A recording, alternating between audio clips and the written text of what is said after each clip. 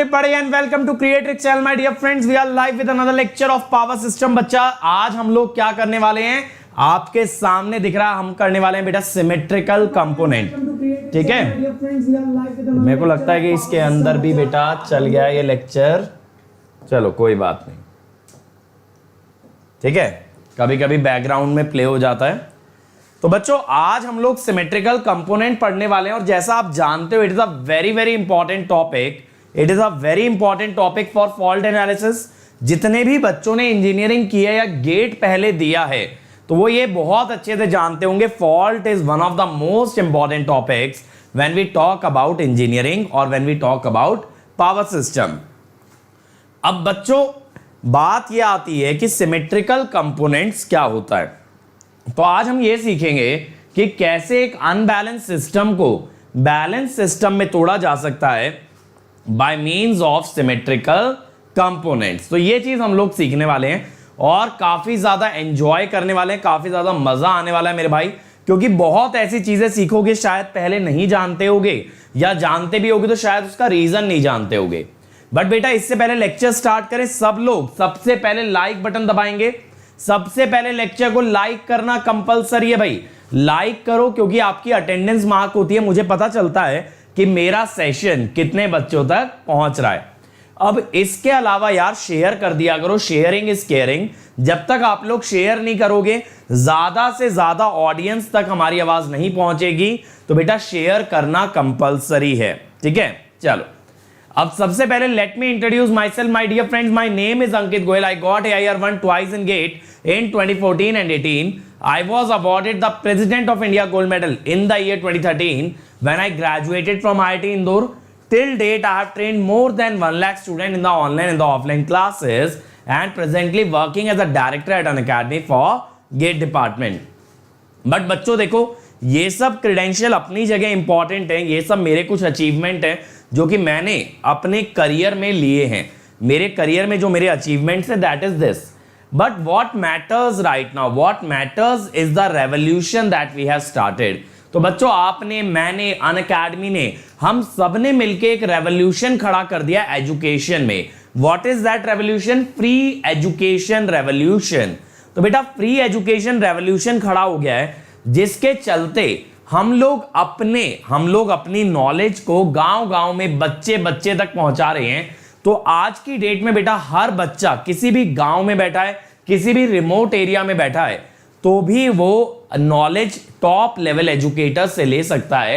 And that has been made possible only and only by Unacademy. Only and only by Unacademy. तो बेटा Unacademy ने एक ऐसा माहौल कर दिया है कि ये ना पूरा डोमेन खोल के रख दिया है. अब बात वही है जैसे कि सुपर 30 वाली मूवी में आपने देखा होगा एक डायलॉग था कि अब राजा का बेटा राजा नहीं बनेगा, अब राजा वही बनेगा जो हकदार होगा. तो यार ये चीज ना एक्चुअल में कर दिखाया है, ये एक्चुअल में कर दिखाया है क्योंकि आज की डेट में सबसे ज्यादा फ्री एजुकेशन अनअकैडमी दे रहा है.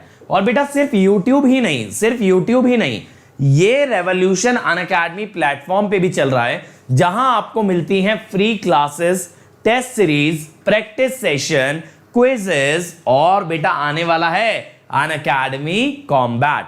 तो इतना सब बेटा आप लोगों को मिलता है अनअकैडमी प्लेटफॉर्म पे फ्री. अब उसके लिए करना क्या होता है, बस एक अनअकैडमी ऐप डाउनलोड करना है और बेटा उसमें जो आप देखना चाहो फ्री ऑफ कॉस्ट देखो. लेकिन वो पूछेगा जरूर कि किसने बुलाया जो तुम यहां चले आए, ठीक है. तो आपको क्या बताना है कि हमें अंकित सर ने बुलाया. कैसे बताओगे? By using the code Ankit ESE. तो बेटा ये मत सोचो अंकित ESE का मतलब है सिर्फ डिस्काउंट. नहीं मेरे बच्चों, अगर आपको फ्री इनिशिएटिव्स भी अनलॉक करना है तो अनअकैडमी के हर ताले की चाबी एक ही कोड से खुलती है, दैट इज अंकित ESE. तो आप फ्री प्लान अनलॉक कर सकते हो. जैसे मैं डेली शाम को 5 बजे स्पेशल क्लास लेता हूं जिसमें मैं करा रहा हूं लोड फ्लो एनालिसिस और रात 8:30 बजे करा रहा हूं बेटा सारे सब्जेक्टों के मिक्स क्वेश्चन. तो मेरे साथ मेरी फ्री क्लासेस का अगर हिस्सा बनना है तो इस लिंक पे आ जाना tinyurl.com/अंकित ESE. मेरी ये दोनों स्पेशल क्लासेस आप देख सकते हो. और गजब की बात यह बेटा संडे सुबह 10 बजे कराने वाला हूं पावर इलेक्ट्रॉनिक के नए टॉपिक यानी कि firing circuit of thyristor, MOSFET, IGBT ये चीजें मैं कराने वाला हूं संडे मॉर्निंग 10 AM। तो अगर बेटा आपको आना है, इस सेशन को अटेंड करना है, तो आज ही अनअकैडमी का फ्री प्लेटफॉर्म अनलॉक कर लेना using the code Ankit ESE। इसके अलावा मेरे भाई देखो, इस चैनल के सारे वीडियोस हम ले आए हैं इंडिया की सबसे पहली वीडियो बुक में। बेटा वीडियो बुक का क्या मतलब है? एक किताब है जिसके अंदर सारे वीडियोस हैं। इसके अंदर आपके subject by subject, chapter by chapter, lecture by lecture, सारे वीडियो, सारे PDF अवेलेबल हैं। आप देख सकते हो, जब चाहो जो चाहो लेक्चर देख सकते हो। और चाहिए सिर्फ क्या? एक बेटा मोबाइल और इंटरनेट। तो इतना सस्ता बना दिया आपके लिए एजुकेशन। तो you can watch whatever you like, you can see whatever you like, and you can learn whenever you like, from wherever you like. ठीक है, जो पढ़ना है पढ़ो, जहां पढ़ना है पढ़ो, जब पढ़ना है पढ़ो। ऐसा पावर आपको दे दिया इंडिया की सबसे पहली वीडियो बुक ने। बेटा इसके लिए आपको क्या डालना है? bit.ly/GateLive। यहां गेट लाइव अपर केस में डालना, लोअर केस में नहीं। ठीक है, इसके अलावा देखो, इंडिया के सबसे पहला सब्सक्रिप्शन बेस्ड मॉडल, जहां नेटफ्लिक्स और अमेजॉन की तरह आपको सब्सक्रिप्शन प्रोवाइड किया जाता है, वो भी ले आया है बेटा अनअकैडमी। इसके अंदर आप एक सब्सक्रिप्शन में इंडिया के सारे टीचर्स को एक्सेस कर पाओगे। गेट ESE के सारे टीचर्स को आप एक्सेस कर पाओगे, जिससे चाहो उससे पढ़ सकते हो। That is the true democratisation of education. अब बेटा ऐसा नहीं है कि टॉप टीचर टॉप स्टूडेंट को पढ़ाएगा, नहीं बेटा, हर बच्चा जिस टीचर से चाहे उससे पढ़ सकता है। That power is brought to you by Unacademy. इसके अलावा मेरे भाई यहां मिलेंगे आपको सभी टॉप एजुकेटर के live class, crash course, weekly test, doubt clearing, rank improvement batch, rank booster batch. ठीक है, और बेटा डाउट ना आपके सारे टॉप एजुकेटर खुद लाइव क्लियर करते हैं। That is the best part. और आइकॉनिक में जाओगे तो बेटा ये जो छोटा सर्कल है ना, ये तो मिलेगा, और साथ साथ मिलेगा एक पर्सनल कोच। ये पर्सनल कोच आपको गाइड करेगा पूरी प्रिपरेशन स्ट्रेटेजी से रिलेटेड, कि कैसे तैयारी करनी है, कहां से कितना पढ़ना है, कितना छोड़ना है, क्या क्या टॉपिक्स इंपॉर्टेंट है, हर चीज बताएगा। जब आप चाहोगे आपके लिए हाजिर रहेगा, आपके टेस्ट का एनालिसिस कराएगा बेटा। और इसके अलावा आपका शेड्यूल बनवाएगा, आपकी वीकनेसेस पे काम कराएगा, और बेटा स्टडी मटेरियल भी आपको अलग से दिया जाएगा। और पता है आपको, इंडिया के टॉप एजुकेटर्स के साथ आप जूम कॉल पे लाइव इंटरैक्ट कर पाओगे। जैसे आज रात को 10 बजे मेरा सेशन है जूम कॉल पे इन आइकॉनिक वाले बच्चों के साथ। तो ऐसी फैसिलिटी आपको देता है बेटा सिर्फ और सिर्फ आइकॉनिक सब्सक्रिप्शन। और जैसा मैंने शुरू में बोला, अनअकैडमी के हर ताले की चाबी है बेटा अंकित ESE। तो ये कोड लगाओगे इन सब्सक्रिप्शन में भी, then also you get 10% discount, और साथ साथ मेरी पर्सनल गाइडेंस में तैयारी करने का मौका। तो ये कोड जो है ना बेटा, आपको चाहे अनअकैडमी में कहीं भी कोड मांगा जाए, आप क्या चेक करोगे? That the code applied should be Ankit ESE, because you guys are the students of Ankit sir, you guys are the soldiers of this free education revolution। तो बेटा ये कोड बेहिचक होके गर्व महसूस करते हुए लगा देना, क्योंकि ये कोड हमें ये बताता है कि अंकित सर के स्टूडेंट हैं और बेटा आग लगा देंगे। ठीक है, अब चलो आज का सेशन शुरू करते हैं मेरे भाई। सबसे पहले पासवर्ड दे दो हमारे कंप्यूटर का भाई, पासवर्ड डाल दो तभी ये कंप्यूटर आगे बढ़ेगा। पासवर्ड क्या है बेटा? Come on everybody, come on. मेरे इस बोर्ड का पासवर्ड क्या है? Very good everybody, let's crack it everybody. आज क्रैक कर देंगे बेटा, सिमेट्रिकल कंपोनेंट को फाड़ के रख देंगे, एकदम खत्म कर देंगे जड़ से। चलिए शुरू करा जाए। अब यार देखो, सिमेट्रिकल कंपोनेंट का जो टॉपिक आता है उसके लिए बेसिक से शुरू करते हैं, बैलेंस्ड और अनबैलेंस सिस्टम से। अब ये बैलेंस सिस्टम क्या होता है? ये एक ऐसा सिस्टम है जहां वोल्टेज और करंट का तीनों फेज में मैग्नीट्यूड बराबर होता है। ऐसा मत कहना V और I का मैग्नीट्यूड, ना बेटा ना, VA VB VC IA IB IC, ये तीन मैग्नीट्यूड बराबर होंगे, और बेटा इनके बीच का फेज शिफ्ट होगा 120 डिग्री। क्या होगा फेज शिफ्ट बेटा? 120 डिग्री। तो responses are equal, responses are equal, यानी क्या है, voltages and current. Phase difference between them is also equal, यानी कि अगर मैं बात करूं n फेजेस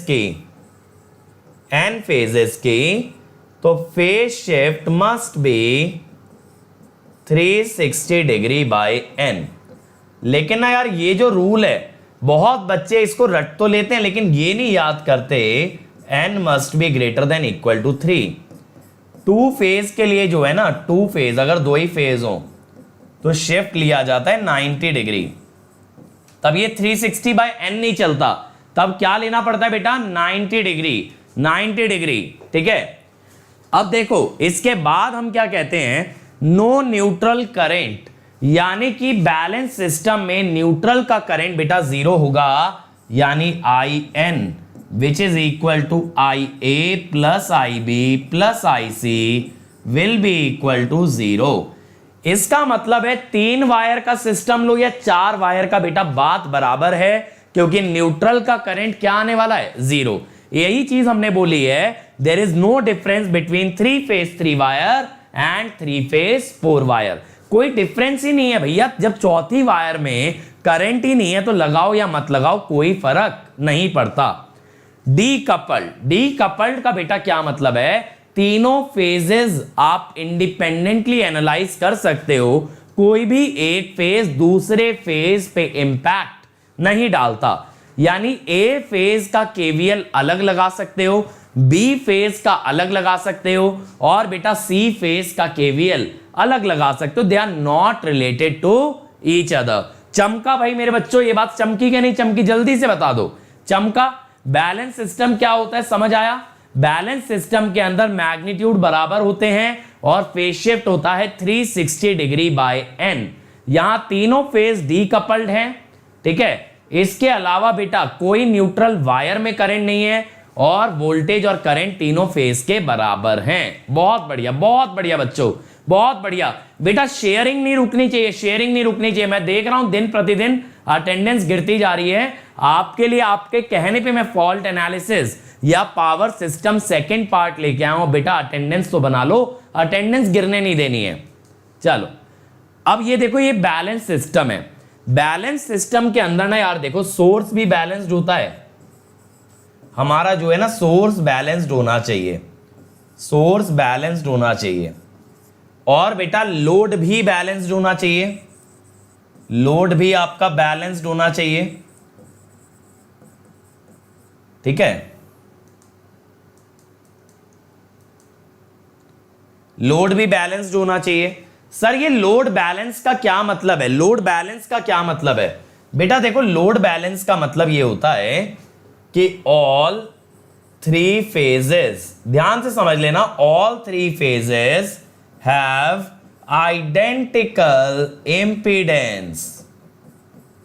देखो यार एक छोटी सी चीज समझना, क्या होता है छोटी सी चीज समझना। सबसे पहली बात कि सोर्स प्रोवाइड करता है वोल्टेज। सोर्स का काम है बेटा वोल्टेज बनाने का, और लोड का काम है उस वोल्टेज से करंट ड्रॉ करने का। सोर्स का काम है टू प्रोड्यूस द वोल्टेज, और बेटा लोड का काम है टू ड्रॉ द करंट। तो बेटा लोड का करंट बैलेंस तब होगा जब तीनों फेज का इंपीडेंस एकदम एक जैसा होगा। आइडेंटिकल का मतलब इसका मैग्नीट्यूड ही नहीं, इसका एंगल भी बराबर होगा, यानी तीनों इंपीडेंस एकदम आइडेंटिकल होंगे, तब ये लोड बैलेंस कहलाएगा। और सोर्स बैलेंस कब कहलाएगा? जब भैया यहां पे मैग्नीट्यूड सेम आएगा और एंगल फेज शिफ्ट 120 डिग्री आएगा। समझ आया यार? देखो एक सिस्टम के अंदर ना दो चीजें होना अनिवार्य है, दो चीजें होना कंपलसरी है। पहला सोर्स और बेटा दूसरा लोड। अब सोर्स बैलेंस तब होगा जब magnitude of voltage is equal, phase shift is 120 degree, और बेटा लोड बैलेंस तब होगा when magnitude as well as angle is equal. और जब दोनों बैलेंस होंगे तभी सिस्टम कहलाएगा बैलेंस। दोनों का बैलेंस होना जरूरी है, ठीक है, समझ आया? बैलेंस सिस्टम का मतलब है बैलेंस्ड सोर्स, देखो बहुत बेसिक पढ़ा रहा हूं, 3 फेज का मैं बता रहा हूं आपको, और बैलेंस्ड लोड एकदम बेसिक टॉपिक है, फॉल्ट के लिए बहुत जरूरी है। तो ये दोनों चीजें ट्रू होंगी तभी सिस्टम क्या कहलाएगा भैया, बैलेंस। तभी क्या कहलाएगा, बैलेंस। अब इसमें फायदा क्या होता है यार, इसमें फायदा क्या होता है, इसमें फायदा देखो ये होता है कि आप ना ऐसे कनेक्ट करके सीधा IA निकाल सकते हो, सर 10 एंगल 0। अब ये मत कहना कैसे आया यार, 100/10 इज 10 एंगल 0, ठीक है। यहां पे IB निकाल दोगे 10 एंगल -120, IC 10 एंगल +120। इतना सिंपल सा प्रोसेस है, समझ आया। बैलेंस सिस्टम बेटा, बैलेंस सिस्टम क्यों इजी है सिंप्लीफाई करना, क्योंकि हर फेज का करंट डायरेक्टली निकाल सकते हो V/Z करके। Each phase current can be directly computed, each phase current can be directly computed. चमका चमका भाई, बैलेंस सिस्टम क्यों फायदेमंद है, बहुत बढ़िया मेरे बच्चों। इसी तरीके से समझते चलो, सारी चीजें आसान हो जाएंगी। चलो भाई, बैलेंस तो बढ़िया है, बट क्या बेटा हमेशा बैलेंस हो सकता है ना, नहीं हो सकता। कैसे, अच्छा ये बताओ, आपने कभी अपने घर के आसपास सुना है कि यार एक फेज की इलेक्ट्रिसिटी उड़ गई, बेटा एक फेज नहीं आ रहा दूसरा फेज आ रहा है, ऐसा कभी सुना है? ऐसा कभी सुने हो या नहीं सुने हो, जल्दी बताओ जल्दी बताओ। सुने हो ऐसा कि सर एक फेज चला गया दूसरा फेज आ रहा है, दूसरा फेज आ रहा है, सुने हो ना? तो बेटा क्या होता है, ऐसा तब होता है कि हमारे घर में जो सप्लाई आती है दैट इज सिंगल फेज। हमारे घर में जो सप्लाई आती है दैट इज सिंगल फेज, यानी जो 3 फेज आते हैं उसमें से एक फेज पे मान लो मेरा घर डाल दिया, दूसरे फेज पे मेरे पड़ोसी का घर डाल दिया, और तीसरे फेज पे मेरे अड़ोसी का घर डाल दिया, ठीक है। अड़ोसी पड़ोसी सब डल गए। अब बेटा आप ये कैसे मेक श्योर करोगे कि जब मैं AC चला रहा हूं तो बाजू वाला भी AC चलाए, ताकि लोड बैलेंस रहे, ताकि लोड बैलेंस रहे? ऐसा तो नहीं हो सकता। अब मैं कॉल तो करूंगा नहीं, भैया जी मैं AC चला रहा हूं आप भी चला लो, वरना क्या है ना, पावर सिस्टम अनबैलेंस हो जाएगा। तो बेटा देखो, पावर सिस्टम की जो सप्लाई है वो तो पावर प्लांट के हाथ में है, वो तो वो बैलेंस रख सकता है, लेकिन मेरे बच्चों लोड हमारे हाथ में है। अभी जैसे मैंने अपनी क्लास के लिए AC चला लिया, तो मैंने किसी को कॉल थोड़ी किया, बताया थोड़ी कि भैया मैं AC चला रहा हूं आप लोग भी चलाओ। तो यानी लोड कभी बेटा बैलेंस नहीं होता, लोड कभी बैलेंस नहीं होता। बैलेंस सिर्फ क्या होता है, आपका सोर्स। दिमाग में बिठा लेना बेटा, जनरेटर से जब पावर प्लांट वाले पावर जनरेट कर रहे हैं वो तो बेटा बैलेंस बना सकते हैं, लेकिन हम लोड बैलेंस नहीं लगा सकते, ठीक है। चलो अब ये आ गया अनबैलेंस सिस्टम। अनबैलेंस सिस्टम, अब देखो अनबैलेंस सिस्टम में मैंने क्या दिखाया यार, मैंने आपको यहां पे ये शो करने की कोशिश की है कि भैया source is balanced, that the source is balanced. But बच्चों देखो जो अक्सर होता है अनबैलेंस्ड लोड, अनबैलेंस्ड लोड, ठीक है। तो बेटा लोड अनबैलेंस हो गया है। अब ये शाहबाजी मुझसे पूछ रहे हैं सर ठंडा नहीं लगता, बेटा यहां जो है ना इस कमरे में ये टीवी इतनी गर्मी पैदा करता है कि पसीना निकल आएगा बिना AC के। बाजू में छोटा सा UPS रख दिया है, UPS भी छोटा मोटा नहीं है बेटा, उसमें 6 बैटरी लगी हैं। अब समझ सकते हो इस कमरे का हीट लेवल क्या होगा। छोटा सा मेरा बेचारा सा कमरा है जरा सा, इसमें printer, laptop, TV, camera, UPS जाने क्या क्या लगा दिया है, और सब चीजें हीट प्रोड्यूस करने लग रहे हैं। सीलिंग में बेटा LED ही LED भरी हुई है, समझ रहे हो कितनी हीट पैदा हो रही होगी, ठीक है। चलो अब बेटा इसके अंदर देखो प्रॉब्लम क्या होती है। अगर ना मैं यहां से KVL लगाना शुरू करूं, यहां से देखो मैं ऐसे KVL लगाना शुरू करूं, ऐसे लगा लेता हूं, ठीक है, समझ आ रहा है, A और B के थ्रू। जरा देखना KVL क्या लगेगा, VAN minus IARA plus IBRB plus minus VBN equal to 0। ऐसे ही बनेगा ना, ऐसे ही बनेगा भाई, ऐसे ही बनेगा KVL। सेम वे में बेटा आप बी और सी के लिए बना सकते हो। देखो वी बी एन, बी और सी के बीच में लगा लो I C R C minus V C N equal to 0। ऐसे सी और ए के बीच में लगा लो, सी और ए के बीच में लगा लो। अब आप कहोगे सर बिना देखे आप कैसे लगा दे रहे हो, आप तो रट के आते हो। बेटा रट के नहीं, इसे कहते हैं स्मार्ट वर्क। इसे क्या कहते हैं? Smart work. स्मार्ट वर्क कैसे है? मैंने ना ये इक्वेशन में टर्मिनोलॉजी देख ली, टर्मिनोलॉजी देख ली। A N minus I A R A plus I B R B minus V B N, minus V B N. ऐसे ही मैंने बी में कर दिया, ऐसे ही मैंने सी में कर दिया। अब मुझे ये बताओ, इसमें मुझे ये बताओ बेटा कि क्या ये तीनों इक्वेशन सॉल्व करके आई ए आई बी आई सी निकाला जा सकता है? क्या ये तीनों इक्वेशन बेटा सॉल्व करके आई ए आई बी आई सी निकाला जा सकता है? जल्दी से बता दो मेरे बच्चों, जल्दी से बता दो। Can we calculate I A I B I C? जल्दी बताओ, जल्दी जल्दी जल्दी, वक्त नहीं है बेटा, वक्त निकला जा रहा है, जल्दी से बता दो। पंकज ने कह दिया है यस सर, बाकी लोगों का क्या कहना है? यस और नो, यस और नो, यस और नो, जल्दी बताओ, जल्दी जल्दी जल्दी। Yes yes yes yes yes. लेकिन बेटा आप लोगों ने एक चीज पे गौर नहीं किया कि अगर मैं ये दो इक्वेशन ऐड कर दूं, फर्स्ट और सेकंड, तो थर्ड आ जाती है। ठीक है, first plus second is actually equal to third. ठीक है, तो बेटा जब एक इक्वेशन बाकी दो से बन सकती है तो you can't solve the system, क्योंकि एक इक्वेशन क्या हो गई? Linearly dependent, linearly dependent. समझ आ रही है बात? तो ये चीज आप मैथ्स में पढ़ते हो कि बेटा अगर एक इक्वेशन बाकियों पे लीनियरली डिपेंडेंट है then that system can not be solved. तो फिर सर तीसरी इक्वेशन कहां से लाएं? यहां बेटा आपने एक चीज पे ध्यान नहीं दिया कि यहां पे मैं लगा सकता था, चाहता तो केसीएल। तीनों करंट एक ही नोड पे कन्वर्ज हो रहे हैं, तो I A plus I B plus I C equal to 0। I A plus I C plus I B plus I C equal to 0।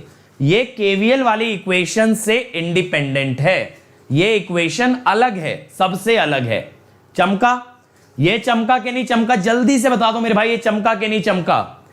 अब यार प्रॉब्लम ये है, हर फेज के इक्वेशन में बाकी दोनों फेज घुसाए हैं, घुसपैठ कर लिए हैं बेटा। ए के इक्वेशन में बी आ गया, बी वाले में सी आ गया, सी वाले में ए आ गया। तो बेटा ये तो प्रॉब्लम की शुरुआत है, ये तो प्रॉब्लम की शुरुआत है बेटा। अनबैलेंस सिस्टम के अंदर ये सिर्फ प्रॉब्लम की शुरुआत है, पिक्चर तो अभी बाकी है मेरे दोस्त, पिक्चर अभी बाकी है, ये तो सिर्फ शुरुआत है। अब देखो यार अनबैलेंस सिस्टम के अंदर क्या हुआ? Each equation involves other phases। ठीक है, ये समस्या है, ये समस्या है। ठीक है, तो यहां पे हमें सबसे पहले क्या समझ आया? What is unbalance system? यानी जहां पे लोड इंपिडेंस अनइक्वल हो जाए, जहां पे लोड इंपिडेंस अनइक्वल हो जाए, या फिर बेटा सोर्स वोल्टेज अनबैलेंस हो जाए। लेकिन ये जो सोर्स वोल्टेज अनबैलेंस वाला केस है ना, it is not practical, it is not practical. कर सकते हो कंसेप्चुअली, ऐसा बिल्कुल हो सकता है, बट प्रैक्टिकली कौन से वाला होता है? फर्स्ट वाला। ठीक है यार, शुभम मेरे भाई, अगर आपको बेटा नोट्स बनाने हैं तो नोट्स आप लोग नोट डाउन कर सकते हो यार, लेक्चर के बाद आप लोग नोट डाउन कर सकते हो। मेरा मेन एम है आपको कॉन्सेप्ट सिखाना, नोट्स आप लोग कभी भी बना सकते हो। और यार मार्केट में इतने जेरोक्स नोट्स बिकते हैं, कहीं से भी खरीद लो। अब देखो, डिफरेंट मैग्नीट्यूड और phase difference of phasor in a system, या तो मैग्नीट्यूड डिफरेंट हो या तो फेज शिफ्ट अलग हो, तो सिस्टम क्या हो जाता है? अनबैलेंस्ड। अब बात यह है कि ऐसा कब होगा? ये सिस्टम अनबैलेंस बेटा कैसे होगा? System can be unbalance, but how? या तो अनबैलेंस लोड लगा दिया जाए, या फिर सिस्टम में आ जाए बेटा अनसिमेट्रिकल फॉल्ट, अनसिमेट्रिकल फॉल्ट, या आगे चल के पूरा टॉपिक आएगा एलजी, एलएलजी, ठीक है, ये सारा टॉपिक आने वाला है, ये सारा टॉपिक आने वाला है आगे चल के। तो ये तरह के फॉल्ट आ जाने से भी सिस्टम क्या हो जाता है, अनबैलेंस्ड। क्या हो जाता है सिस्टम, अनबैलेंस। तो या तो लोड अनबैलेंस हो या कोई इस टाइप का बेटा फॉल्ट आ जाए, फॉल्ट आ जाए, ठीक है। तो that is what will cause the unbalance system, ठीक है। ये बात क्लियर हो गई। चलो, तो अब हमें ये तो समझ आ गया अनबैलेंस सिस्टम क्या होता है और क्यों आता है। क्या होता है, या तो मैग्नीट्यूड अलग हो, या तो फेज शिफ्ट 120 ना हो, और क्यों आता है, या तो लोड अनबैलेंस हो जाए या फिर अनसिमेट्रिकल फॉल्ट आ जाए। अब बच्चों देखो, अगर मैं ये चाहूं कि मुझे बैलेंस्ड फेजर्स में डील करना है इन अ अनबैलेंस सिस्टम, यानी अगर मैं चाहूं कि अनबैलेंस सिस्टम को बैलेंस सिस्टम में तोड़ना है, अनबैलेंस सिस्टम को बैलेंस सिस्टम में तोड़ना है बेटा, then we will make use of symmetrical component. तब बेटा सिमेट्रिकल कंपोनेंट का यूज किया जाता है, सिमेट्रिकल कंपोनेंट्स का यूज किया जाता है। बात समझ में आ रही है। अब देखो फोर्टेस्क थ्योरम, फोर्टेस्क थ्योरम क्या कहती है भाई, unbalance system of n phasors, यहां पे लिख लेंगे unbalance system of n phasors can be resolved into n-1 system of balanced phasor and 1 कोफेजर। इसका मतलब ये है, देखो एज एन एग्जांपल अगर लें, मान लो मेरे पास 3 अनबैलेंस्ड फेजर्स हैं, मान लो मेरे पास 3 अनबैलेंस्ड फेजर्स हैं, ठीक है, 3 अनबैलेंस्ड फेजर्स हैं। तो इसको मैं तोड़ दूंगा two system of balanced phasor, two system of balanced phasor, और बेटा वन ग्रुप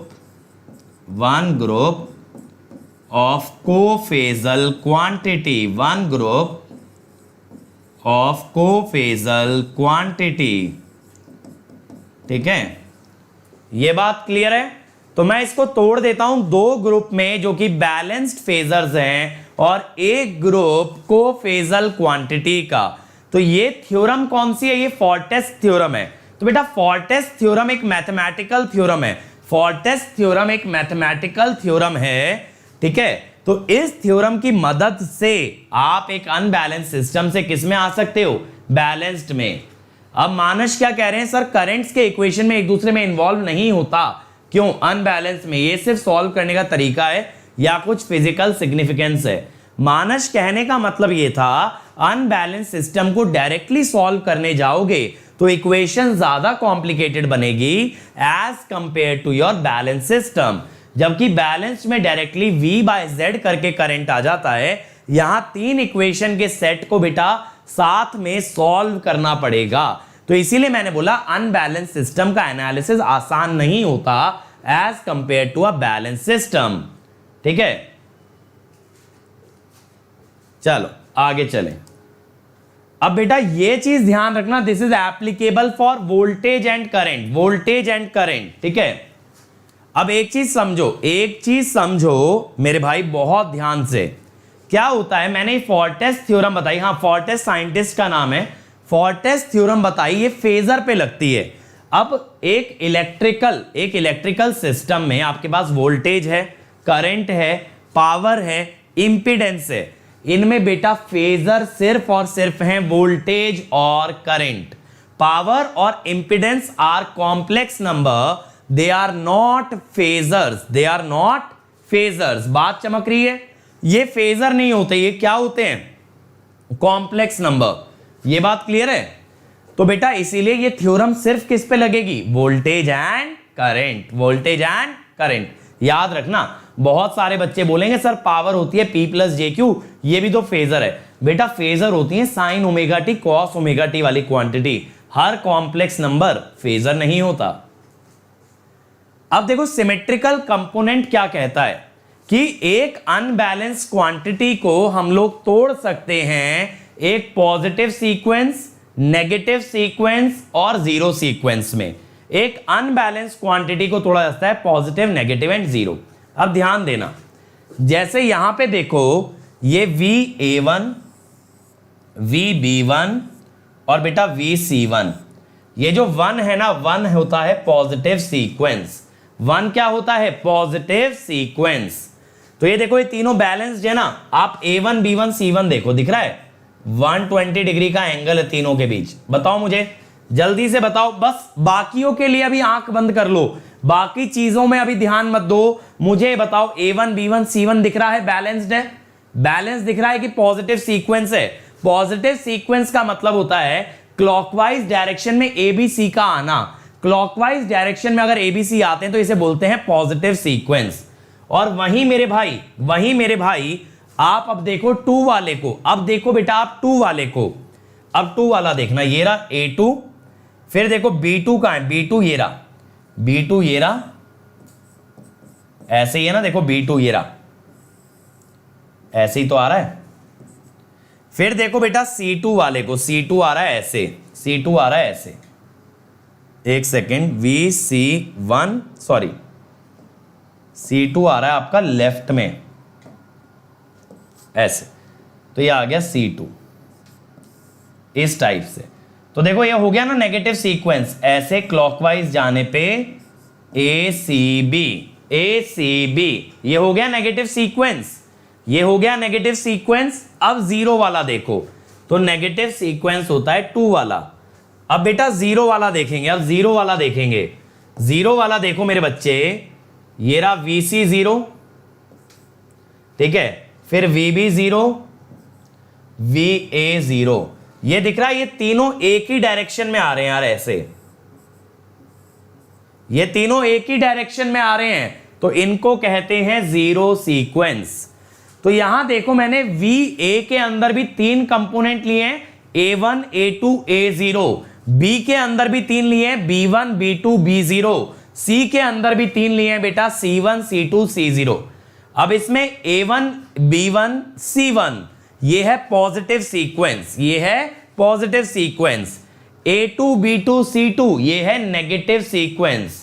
और बेटा A0, B0, C0 ये है जीरो सीक्वेंस, ये है जीरो सीक्वेंस, ठीक है।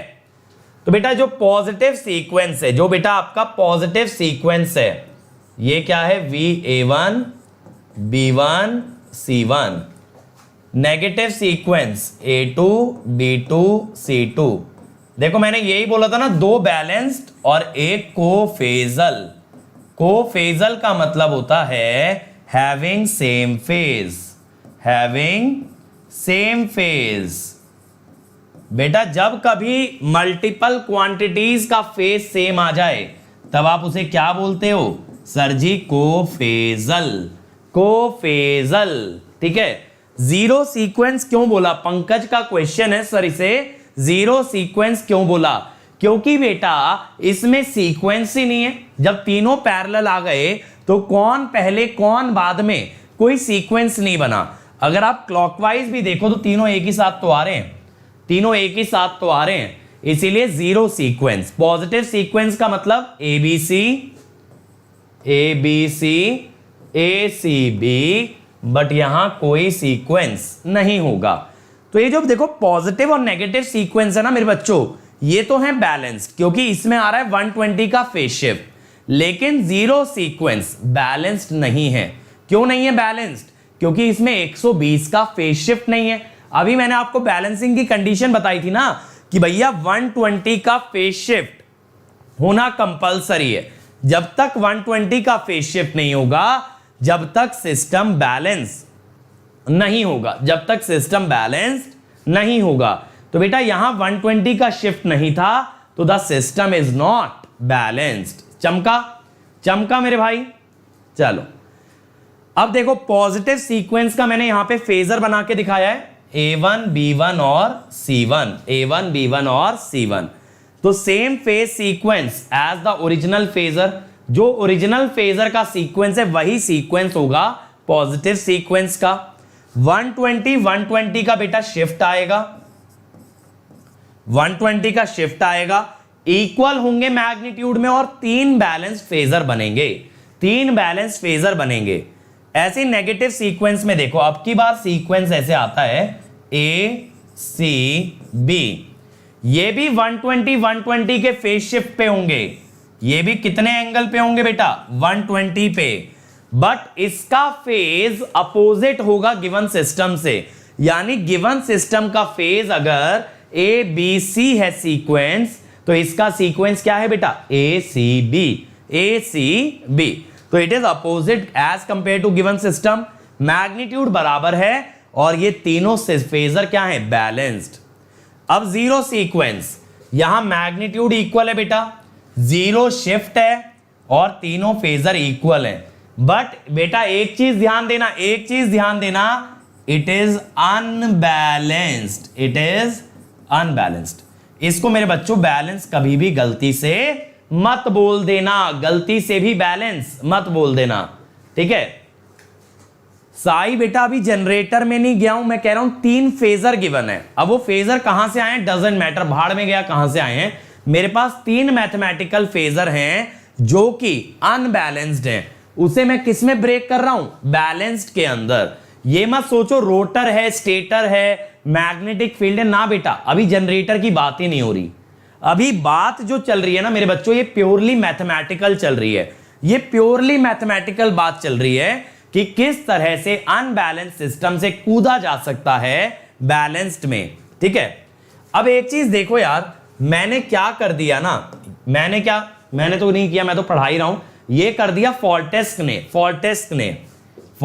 ने बेटा क्या कर दिया, ए को बता दिया 3 का सम a1 a2 a0, फिर बेटा बी को बता दिया 3 का सम b1 b2 b0, ठीक है, समझ आ रहा है ना, सॉरी b0, चमक रहा है सभी लोगों को, चमक रहा है सभी लोगों को, और vc को बता दिया अगेन 3 का सम vc1 vc2 vc0, ठीक है, ये 3 का सम बता दिया।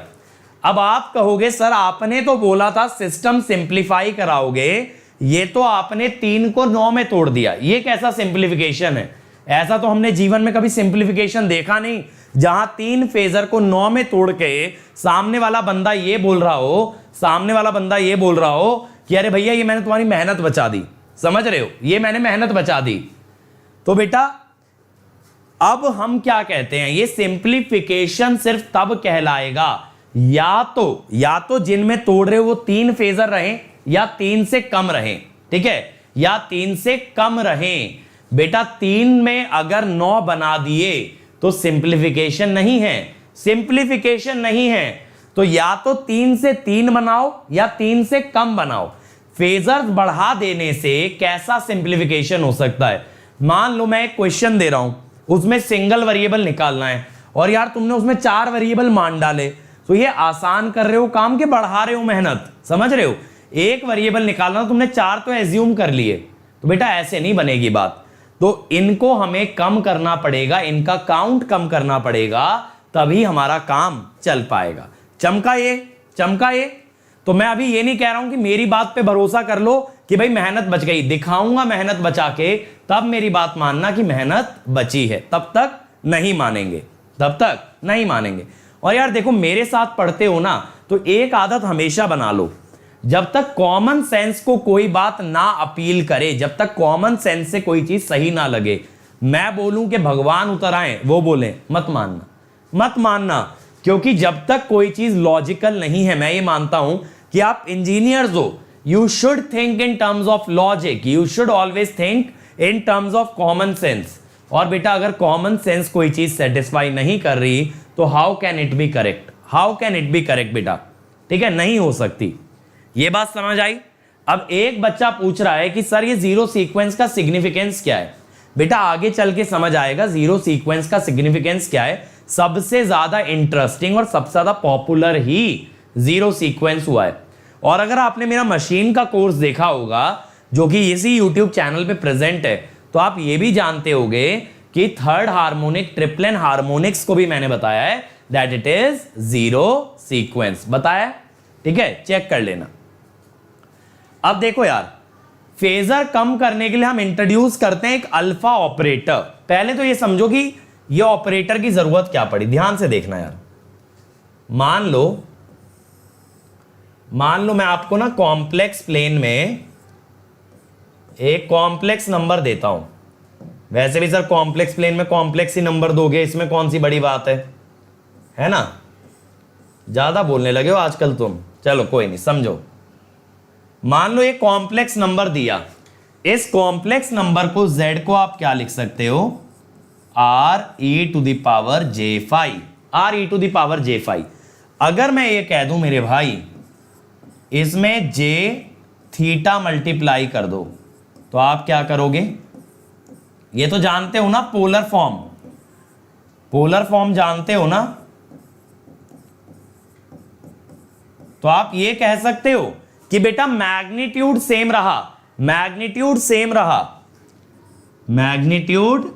रहा, लेकिन एंगल क्या हो गया, एंगल बढ़ गया। एंगल बढ़ने का मतलब है बेटा मेरे बच्चों कि ये जो फेजर है या ये जो वेक्टर है, ये जो कॉम्प्लेक्स नंबर है, ये थीटा से एंटी क्लॉकवाइज शिफ्ट हो गया, ये थीटा से एंटी क्लॉकवाइज शिफ्ट हो गया। यानी कि मैं यहां पे ये लिख देता हूं, आपकी अंडरस्टैंडिंग के लिए मेरे बच्चों ध्यान से देखना कि multiplication bye e⁻j⁵ gives anti-clockwise rotation to complex number by an angle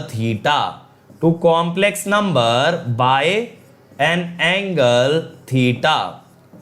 मान गए, ये बात चमकी कि नहीं चमकी। तो e⁻j⁵ मल्टीप्लाई करने से कॉम्प्लेक्स नंबर में रोटेशन आता है थीटा का। अब बंधु एक चीज पे और ध्यान देना कि जितने ये फेजर हैं इनमें 120 का शिफ्ट है बेटा। तो अगर आपको 120 का शिफ्ट देना है for anti clockwise rotation of 120 degree, we multiply by alpha, जबकि अल्फा क्या है, जिसका मतलब है e⁻j⁵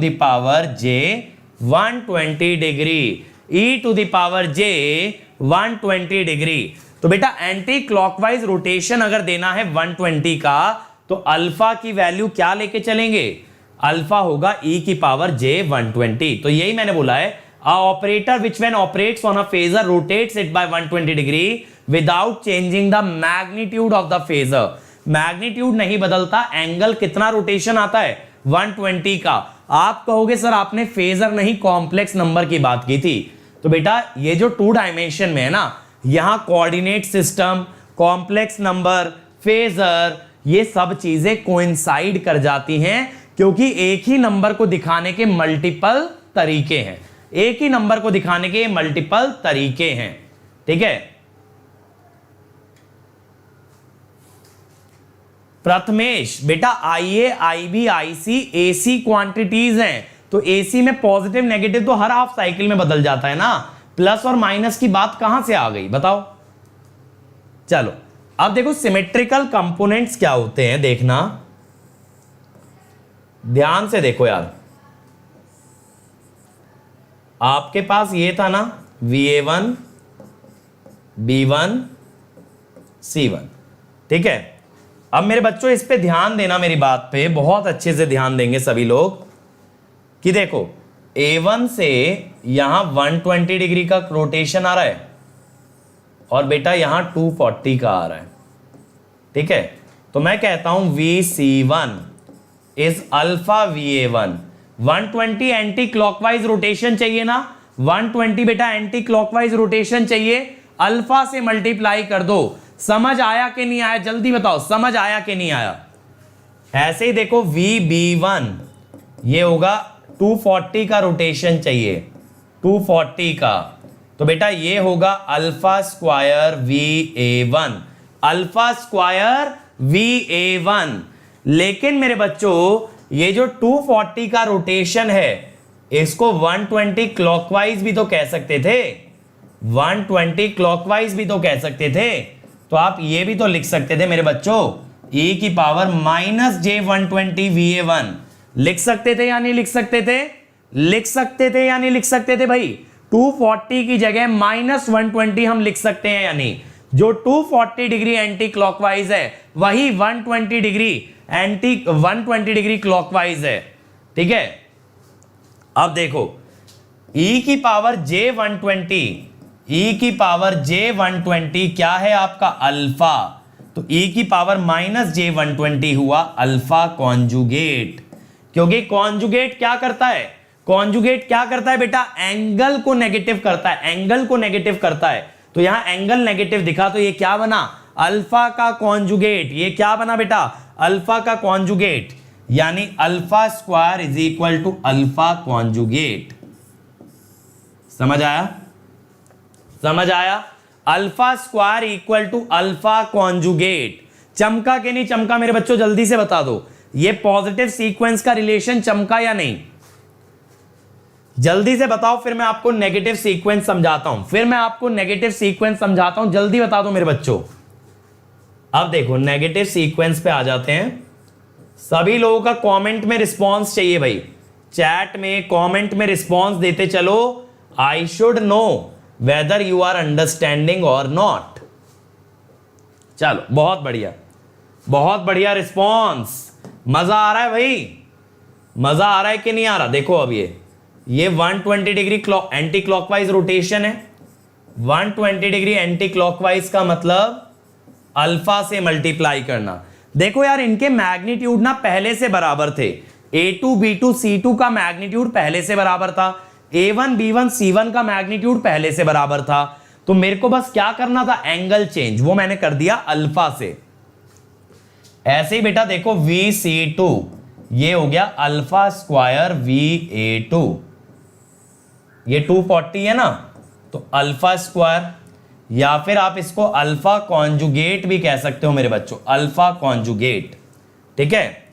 तो यहां पे भी हम लोग क्या बोल रहे हैं, alpha square is alpha conjugate, क्योंकि यार ये 120 डिग्री क्लॉकवाइज भी तो है, ठीक है। अब लास्ट क्या बचा, लास्ट क्या बचा, क्वेश्चन आंसर सेशन। बेटा अभी रात को 8:30 बजे ना सारे सब्जेक्टों के मिक्स क्वेश्चन कराऊंगा, ठीक है। देखो अब बेटा ये लाइव क्लास ही तो है, रिकॉर्डेड थोड़ी है, ये लाइव ही तो चल रही है, मैं तुम्हारे कमेंट पढ़ पा रहा हूं, ठीक है। अब देखो यहां पे बेटा तीनों का मैग्नीट्यूड भी बराबर है, एंगल भी बराबर है, तो बेटा ये तो डायरेक्टली इक्वल हो गए ना, ये तो डायरेक्टली इक्वल हो गए। समझ आया, ये तीनों डायरेक्टली बराबर हो गए। तो मेरे बच्चों जब आपने B1 और C1 को A1 में लिख दिया, B2 और C2 को A2 में लिख दिया, B0 और C0 को A0 में लिख दिया, तो वेरिएबल तो तीन ही बचे, A0 A1 A2। मैंने आपको यही तो बोला था कि हम लोग सिंप्लीफिकेशन तब कह सकते हैं जब कि या तो सेम नंबर ऑफ फेजर रहे या फिर बेटा या फिर कम हो जाए, या फिर कम हो जाए। तो अब देखना जरा मेरे बच्चों हम इसको कैसे लिखेंगे, मैं आपको सिंप्लीफाइड तरीका बता रहा हूं, बहुत बढ़िया मेथड बता रहा हूं। ये मुझे बताना चमक रहा है क्या कलर, ये इतना लुक नहीं दे रहा है ना, थोड़ा डल हो जाएगा, कुछ और कलर यूज कर लेते हैं। चलो ये वाला ले लेते हैं। देखो यार अब VA तो आप ऐसे ही लिख लो, VA1 plus VA2 plus VA0, फिर VB। अब देखो VB1 है अल्फा स्क्वायर VA1, VB2 है अल्फा VA2 और VB0 है VA0, फिर VC अल्फा VA1, VC1 है alpha VA1, VC2 alpha square VA2, VC0 VA0। अब देखो तीनों आ गए ना A1 A2 A0 में, A1 A2 A0 में आ गए तीनों, A1 A2 A0 में आ गए भाई सारे। तो that is how we simplify, that is how we simplify. तो बेटा देखो अब यहां पे हम लोग क्या कह सकते हैं, VA अगर इसको मैट्रिक्स में तोड़ दें, अगर मेरे बच्चों इसको मैट्रिक्स में तोड़ दें तो सिंप्लीफाइड वे में लिख पाएंगे ना। ये मैट्रिक्स और मेरे बच्चों आपको याद करनी है, ये मैट्रिक्स ना आप लोगों को याद करनी है।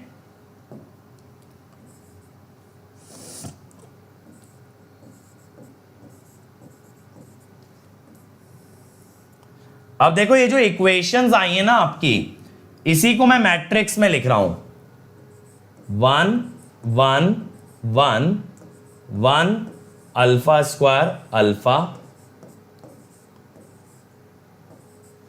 ठीक है। तो इसको ना यार देखो शॉर्ट में ऐसे लिख देते हैं, VABC is equal to V012 ऐसे लिख सकते हो। या फिर यार देखो इनका ना ऑर्डर भी बदल सकते हो, इनका बेटा आप ऑर्डर भी बदल सकते हो। ऑर्डर कैसे बदल सकते हो, VA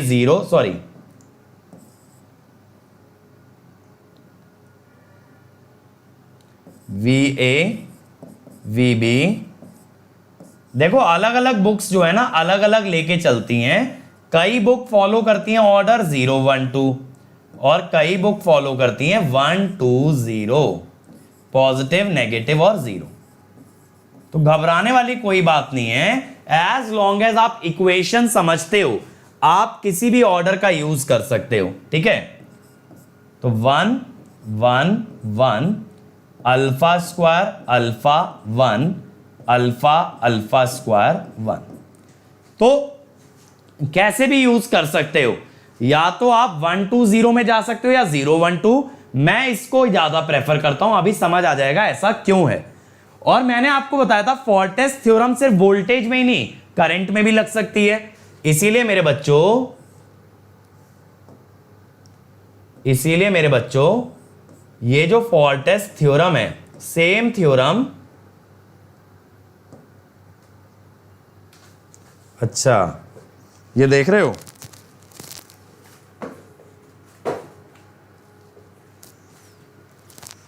गजब की बात देखो, ये जो नीचे डॉट डॉट बन रही है, मैं सोच रहा हूं मेरा मार्कर क्यों नहीं चल रहा। ये मक्खी स्क्रीन पे बैठ के टाइपिंग कर रही है। आजकल का जमाना देखो, मक्खियां भी इतनी टैलेंटेड हो गई, बट तुम लोगों का क्या होगा, ठीक है। तो यही सेम इक्वेशन बेटा करंट में भी लिखी जा सकती है। Same matrix is applicable for current end voltage, ठीक है। तो आपको ना बेटा ये मैट्रिक्स मेमोराइज करनी है, ये मैट्रिक्स आपको याद करनी है। कैसे भी करो, जैसे बचपन में हाथ रख के करते थे ना यार, वैसे कर लो, कैसे भी कर लो, याद तो करनी पड़ेगी, इसके बिना काम नहीं चलेगा। ये मेमोराइज करना है, ठीक है। चलो अब बेटा अगर इसका उल्टा करें, देखो आप कहोगे सर हमें तो अनबैलेंस सिस्टम से सिमेट्रिकल कंपोनेंट में जाना था, हमें एबीसी से 0 1 2 में जाना था, और आप तो उल्टा ही पढ़ा रहे हो। आज आप तो उल्टा ही पढ़ा रहे हो कि भाई एबीसी कैसे बनते हैं 1 2 0 या 0 1 2 से। आपने तो सर रिवर्स पढ़ाया है, आपने तो रिवर्स पढ़ाया बेटा, रिवर्स नहीं पढ़ाया है। अब हम इसका इनवर्स लेंगे। अब हम क्या बोलेंगे, देखो कि V0 1 2, अब 3x3 मैट्रिक्स का इनवर्स निकालना तो आता होगा, नहीं आता होगा तो विशाल सर या पल्लव सर को कांटेक्ट करें। मैं डायरेक्टली लिख रहा हूं बेटा, मैं डायरेक्टली लिख रहा हूं और आपको भी शॉर्टकट बता दूंगा।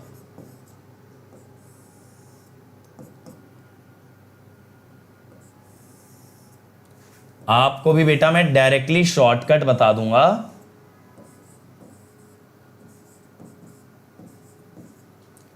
ठीक है मेरे बच्चों, अब देखना यार, देखो अगर 0 1 2 वाला ऑर्डर चल रहा है ना, 0 1 2 वाला चल रहा है, तो ये वाली मैट्रिक्स चल रही है। आप ना बाहर ले लो 1/3, क्या ले लो 1/3, और इस मैट्रिक्स के अंदर ध्यान से देख लो बेटा, अल्फा और अल्फा स्क्वायर एक्सचेंज करेंगे, तो exchange alpha and alpha square, तो क्या बनेगा बेटा, 1 1 1 1 alpha alpha square 1 alpha square alpha, खत्म। क्या करना है, अल्फा अल्फा स्क्वायर सर जी एक्सचेंज, और बाहर लगा देंगे 1/3, बाहर लगा देंगे बेटा जी 1/3, समझ आया। अब एक चीज का ध्यान रखना, ये कब यूज करोगे,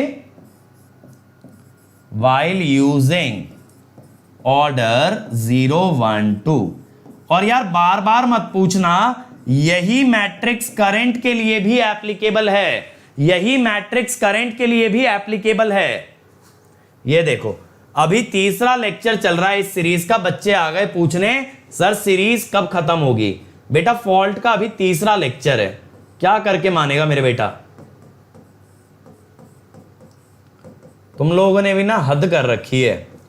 ऑनलाइन में कहीं भी देख लो, कोई चीज शुरू होगी नहीं, खत्म पहले पूछेंगे, ठीक है। अब देखो अगर यार उल्टा ऑर्डर लोगे, VA1 VA2 VA0, मैंने बताया ना 2 ऑर्डर चलते हैं किताबों में, तब कैसे निकालेंगे सर, तब भी तो कोई शॉर्टकट होता होगा, बिल्कुल होता है मेरे बच्चों। ऐसा हो सकता है कि जहां हम हो वहां शॉर्टकट ना हो, ऐसा हो ही नहीं सकता। लेकिन हमारे शॉर्टकट कंसेप्चुअल होते हैं, ये मत सोचना कि अंकित सर जुगाड़ बताते हैं, बेटा जुगाड़ नहीं बताते, कॉन्सेप्ट बताते हैं। अब देखो यहां पे क्या करेंगे, exchange alpha and alpha square, but एक स्टेप और बढ़ जाता है, टेक ट्रांसपोज। क्या बढ़ गया भैया, टेक ट्रांसपोज। अब देखो यार आप कैसे बनाओगे, ट्रांसपोज का मतलब है कॉलम को रो में कन्वर्ट कर देना। कॉलम देखो 1 अल्फा स्क्वायर अल्फा, इसकी रो बना दो, लेकिन अल्फा और अल्फा स्क्वायर को एक्सचेंज करके, दोबारा समझो, 1 अल्फा स्क्वायर अल्फा, इसको रो में लिखो लेकिन अल्फा और अल्फा स्क्वायर एक्सचेंज करके, यानी 1 अल्फा अल्फा स्क्वायर। अगला 1 अल्फा अल्फा स्क्वायर है, लेकिन लिखोगे क्या, 1 alpha square alpha, 1 alpha square alpha.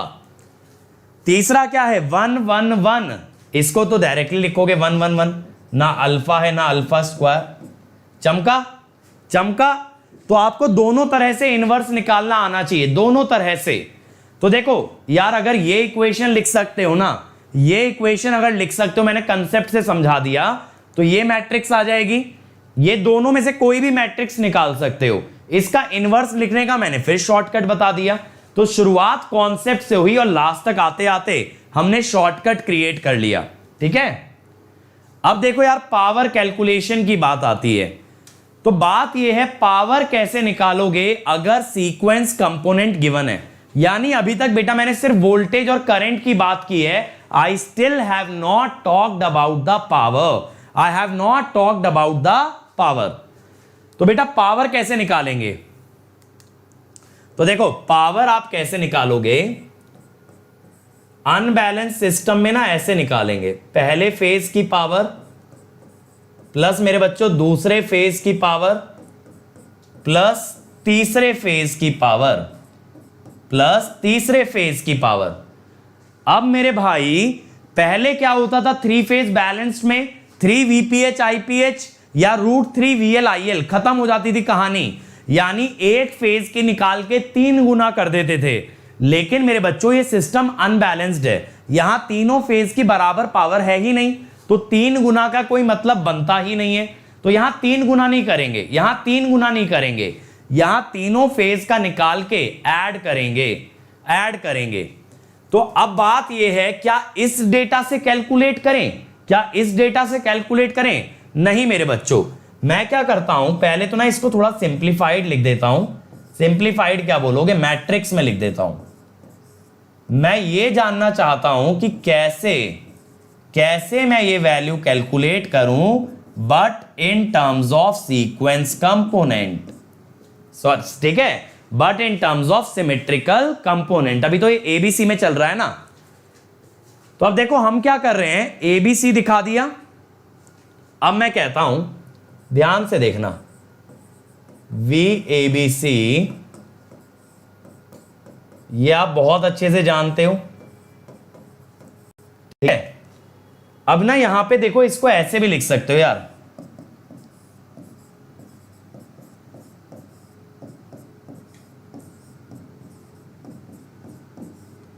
आप कहोगे सर ट्रांसपोज क्यों लिखा, क्योंकि मेरे भाई matrix by default column vector होती है। यहां पे मुझे रो दिख रहा है, अगर मुझे कॉलम की जगह रो दिख रहा है that means I have to take transpose. तो मैं ये कहता हूं, देखते चलना जल्दी जल्दी, आखिरी टॉपिक है इस चैप्टर, इस टॉपिक का यार। अब ए बी ट्रांसपोज कैसा होता है, ये होता है बी ट्रांसपोज ए ट्रांसपोज, याद है ना, ये तो मैट्रिक्स की प्रॉपर्टी है।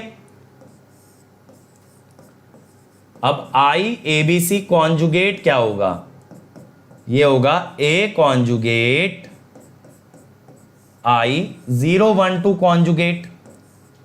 अब यार आप ये जानते हो कि alpha square is alpha conjugate, या फिर alpha is alpha square conjugate. Therefore taking conjugate of A exchanges क्या करेगा, alpha and alpha square. Alpha और अल्फा स्क्वायर बेटा एक दूसरे के, ठीक है, अल्फा और अल्फा स्क्वायर एक दूसरे के कॉन्जुगेट हैं। अल्फा और अल्फा स्क्वायर एक दूसरे के कॉन्जुगेट हैं। तो जब आप ए मैट्रिक्स का कॉन्जुगेट लेते हो, जब आप ए मैट्रिक्स का कॉन्जुगेट लेते हो तो अल्फा अल्फा स्क्वायर एक्सचेंज हो जाते हैं। अल्फा अल्फा स्क्वायर तो अभी मैंने आपको इनवर्स में भी बताया था एक्सचेंज होते हैं, अभी मैंने आपको इनवर्स में भी बताया था एक्सचेंज होते हैं। तो यानी कि ए कॉन्जुगेट क्या है, ध्यान से समझना, ये है 3 टाइम्स ए इनवर्स। आप कहोगे सर 3 टाइम्स क्यों, क्योंकि बेटा ए इनवर्स में अल्फा अल्फा स्क्वायर एक्सचेंज होते हैं, बट साथ साथ बाहर आता है 1/3। कॉन्जुगेट में तो बस एक्सचेंज हो रहे हैं, 1/3 तो नहीं आया, इसीलिए ये हुआ 3 times A inverse, 3 times A inverse. तो अब मैं कहता हूं कि V A B C transpose into I A B C conjugate is actually equal to V0 1 2 transpose A transpose 3 A inverse और I 0 1 2 कॉन्जुगेट। अब यार A होती है एक सिमेट्रिक मैट्रिक्स, A होती है एक सिमेट्रिक मैट्रिक्स, ठीक है, चेक कर लेना A सिमेट्रिक आती है। अब बेटा A इंटू ए अगर A ट्रांसपोज A है तो A इंटू ए इनवर्स क्या होगा, I आइडेंटिटी होगा ना, A इंटू ए इनवर्स क्या होगा, आइडेंटिटी। तो इसीलिए एपरेंट पावर या कॉम्प्लेक्स पावर क्या आ गई, 3 times V0 1 2 transpose I0 1 2 conjugate, ठीक है। इससे क्या बना, देखो 3 VA0 IA0 conjugate plus VA1 IA1 conjugate. तो यानी देखो यार इसके अंदर ना 3 का फैक्टर और आ गया, लेकिन इसी फॉर्मूले को मेरे भाई ध्यान देना, इसी फॉर्मूले को अगर पर यूनिट में किया जाए तो ये ध्यान रखना है आपको कि 3 हटा देना है। 3 क्यों हटा रहे हो सर, ऐसे कुछ भी बोल रहे हो बेटा, इसलिए क्योंकि इसको आप डिवाइड करोगे 3 VPH IPH से, तो 3 से 3 कट जाएगा ना, 3 से 3 कट जाएगा, ठीक है। तो ये ध्यान रखना, ये एक्चुअल वैल्यूज में और ये पर यूनिट में, ठीक है। तो आप पावर निकाल सकते हो बेटा सिमेट्रिकल कंपोनेंट से। पावर किससे निकाल सकते हो, सिमेट्रिकल कंपोनेंट से। अब बात आ जाती है न्यूट्रल करंट की, कि स्टार कनेक्शन में न्यूट्रल करंट क्या होता है। न्यूट्रल करंट होता है सर जी IA plus IB plus IC। लेकिन साथ साथ मेरे भाई A इनवर्स मैट्रिक्स अगर देखोगे तो वहां IA 0 होता है IA plus IB plus IC by 3। इस लॉजिक से आपका न्यूट्रल करंट कितना हो जाता है 3 टाइम्स जीरो सीक्वेंस करंट। ठीक है, यहां पे देखो ना, ये जो A इनवर्स मैट्रिक्स हमने बनाई थी A इनवर्स, यहां पे जीरो सीक्वेंस आता है 1/3 of A plus B plus C, ऐसे हमने निकाला है। ठीक है, zero sequence 1/3 of A plus B plus C। ठीक है, sum of line current in 3 phase 4 wire system is equal to neutral current for 3 phase 3 wire system. 3 wire का मतलब है no neutral wire, no neutral wire. तो इसमें IN 0 हो जाएगा, therefore IA 0 is 0, IA 0 is 0। अब देखो यार, कुछ चीजें जो आपको पता होनी चाहिए। सबसे पहले IA 0 is non zero in 3 phase 4 wire system, या ऐसे कर दो IA 0 is 0 in star with ungrounded neutral. अगर बेटा न्यूट्रल ग्राउंडेड नहीं है तो आपका IA 0 आता है 0। फिर दूसरा क्या होता है कि लाइन वोल्टेज का जीरो सीक्वेंस कंपोनेंट, ये कैसे निकलेगा, तीनों लाइन वोल्टेजेस का सम डिवाइडेड बाय 3, ये भी आ जाता है 0। इसका क्या मतलब हुआ, इसका मतलब बेटा ये हुआ no zero sequence in line voltage, no zero sequence in line voltage. और एक आखिरी बात जो मैं आपको सिखाना चाहूंगा, दैट इज कि अगर एक डेल्टा कनेक्शन ले लें, देखो डेल्टा कनेक्शन अगर ले लो मेरे भाई, ये मान लो IAB 0 है, IBC 0 ले लो और ICA 0। अब आपको क्या पता है, तीनों फेज में जीरो सीक्वेंस बराबर होता है। ये तो जीरो सीक्वेंस की डेफिनेशन ही है कि भाई मैग्नीट्यूड और फेज तीनों बराबर, मैग्नीट्यूड और फेज तीनों बराबर। ठीक है, ये तो जीरो सीक्वेंस की डेफिनेशन ही है। अगर बेटा ऐसा हो गया, अगर ऐसा हो गया तो KCL के अनुसार IA 0 वुड बी 0 आएगा, क्योंकि AB 0 माइनस CA 0। ऐसे ही मेरे बच्चों IB 0, ये भी 0 आएगा, IC 0, ये भी 0 आएगा। इसका मतलब no zero sequence current, no zero sequence current in lines of delta connection, in lines of delta connection. ठीक है, तो इससे क्या पता चला, डेल्टा कनेक्शन के अंदर मेरे भाई, डेल्टा कनेक्शन के अंदर ये जो जीरो सीक्वेंस करंट है मेरे बंधु, ये जो जीरो सीक्वेंस करंट है, ये ऐसे एक लूप में फ्लो करता रहेगा, ये लाइन में नहीं जाएगा, ये लाइन में नहीं जाएगा। तो देखो, zero sequence component of line voltage is always zero in star connection star connected system. Line voltage, zero sequence component in line voltage is zero in phase, it may और may not be zero. Phase में हो सकता है zero ना हो, लेकिन line में हमेशा जीरो होगा। Sum of line currents in delta connection is zero. Delta में ना हमेशा IA plus IB plus IC zero आता है। आप कहोगे सर ऐसा क्यों? देखो यार, डेल्टा में तीनों करंट एंटरिंग है और KCL के हिसाब से entering is equal to leaving. तो बेटा जब लीविंग ही नहीं है तो एंटरिंग का सम क्या आएगा? जीरो।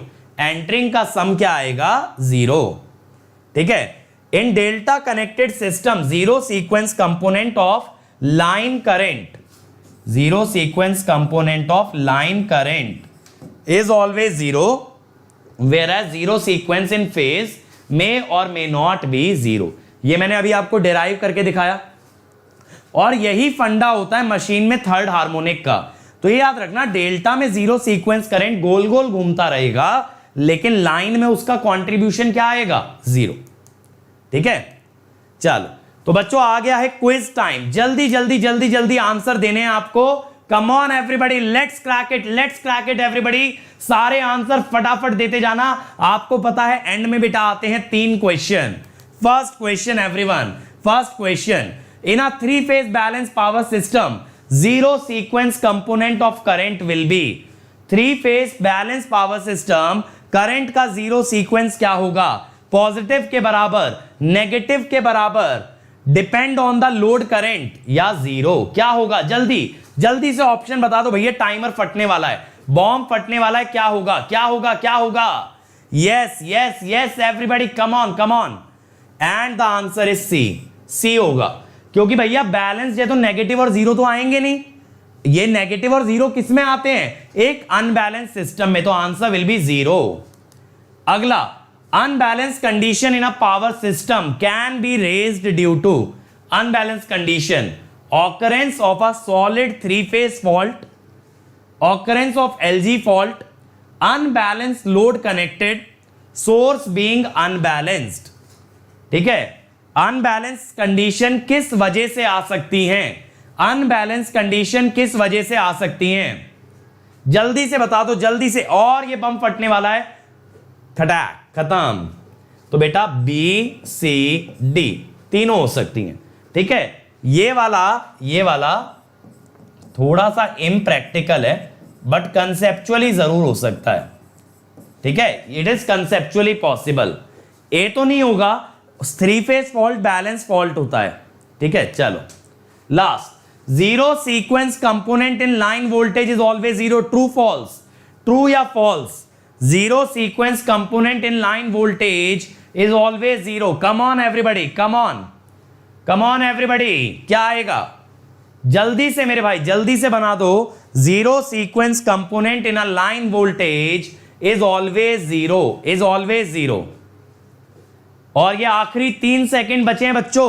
3, 2, 1 खत्म। ट्रू, बिल्कुल सीख गए हो आप सिमेट्रिकल कंपोनेंट। ठीक है, चलो अब बच्चों देखो, 8:30 बजे अभी मैं स्टार्ट करने वाला हूं सारे मिक्स क्वेश्चन की क्लास।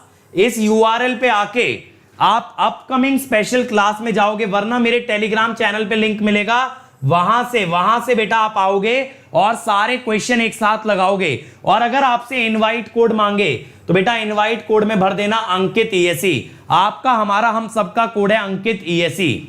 इसके अलावा यह है बेटा इंडिया की सबसे पहली वीडियो बुक, जिसके अंदर इस चैनल के सारे वीडियो, सारे पीडीएफ, सारे लेक्चर प्रेजेंट है और आप इनका फायदा उठा सकते हो। बस लिंक में ये याद रखना, GATE live should be in capital. ठीक है, और बेटा अगर आप अनअकैडमी सब्सक्रिप्शन पे अंकित ईएससी लगाते हो तो 1 ईयर का पड़ेगा 27,225, 18 मंथ्स 34,650 और बेटा 24 मंथ्स 39,600। अंकित ईएससी से आप प्लस ले सकते हो, आइकॉनिक ले सकते हो, या फिर बेटा फ्री प्लान एक्सेस कर सकते हो। प्लान कोई सा भी हो, फ्री हो या पेड हो, आपको बेस्ट कंटेंट मिलेगा और एक ही कोड से मिलेगा बेटा, अंकित ईएससी। अंकित ईएससी आइकॉनिक में अगर अंकित ईएससी लगाओगे तो 1 ईयर का प्राइस हो जाएगा 45,225 और 2 ईयर का हो जाएगा बेटा 66,600। इसके अलावा मेरे भाई ये है अनअकैडमी प्रोफाइल मेरी। आज ही जल्दी से ऐप डाउनलोड कर लो, मुझे फॉलो कर लो, मेरी एक भी क्लास मिस नहीं होगी, मेरी एक भी क्लास। इसके अलावा मेरे भाई हमारे other channels, mechanical, civil, Telugu, SSC JE, computer science, GATE question, junction, Pathshala and GS terminal. तो बेटा एसएससी जेई और जीएस टर्मिनल, जेई और एई के लिए सब्सक्राइब कर लो। गेट क्वेश्चन पे पीवाईक्यू मिलेंगे और बेटा पाठशाला पे मिलेगा बेस्ट एनिमेटेड कंटेंट और जंक्शन पे बहुत सारा कंटेंट मिलने वाला है आपको, बेस्ट कंटेंट। तो थैंक यू एवरीबॉडी। वीडियो को लाइक जरूर कर देना यार, शेयर कर देना अपने सभी दोस्तों के साथ कॉलेज के ग्रुप में, और इस चैनल को सब्सक्राइब करके घंटी बजा देना ताकि आपको नोटिफिकेशन आता रहे। Thank you everyone.